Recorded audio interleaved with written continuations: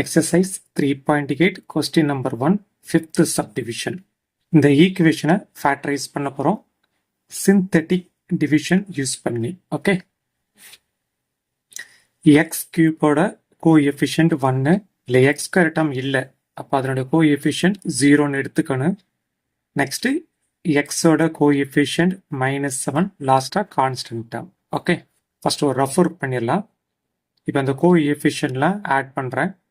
1 -7 + 6. இந்த 1 6 ஆட் பண்ணுங்க. ஆட் பண்ணிட்டு இதில் சப்ராக்ட் பண்ணால் 0 வரும். ஓகே, ஸோ இங்கே 0 வர்றதுனால இந்த இடத்துல 1 யூஸ் பண்ணுங்க. அப்போ ரிமைண்டர் கம்பல்சரியாக 0 வந்துடும். ஓகே, இந்த இடத்துல எல்லா சம்முக்கும் 0 தான் யூஸ் பண்ணுவோம். இப்போ இது ரெண்டே ஆட் பண்ணால் 1. ஓகே, 1 × 1 1.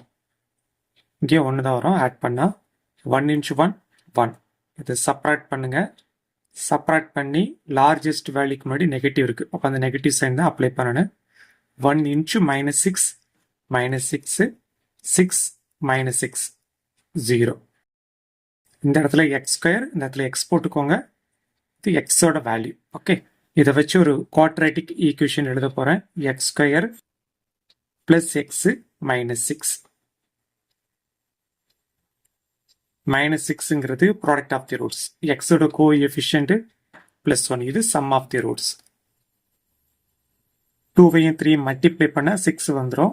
இப்போ இதை சப்ராக்ட் பண்ணால் தான் 1 வரும். இல்லை +1 இருக்கு, அப்போ லார்ஜஸ்ட் வேல்யூக்கு முன்னாடி ப்ளஸ், ஸ்மாலஸ்ட் வேல்யூக்கு முன்னாடி மைனஸ் போட்டுக்கோங்க.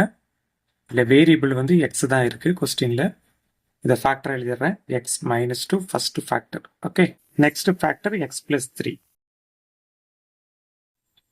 லாஸ்ட்டாக ஆன்சர் எடுத்து எழுதிடுவோம். எக்ஸ் = 1. இதை ஃபேக்டராக கன்வெர்ட் பண்ணணும். இது +1 லெஃப்ட் வரும்போது -1 மாறிடும். அப்போ எக்ஸ் -1 ஒரு factor, another factor X -2, next X +3.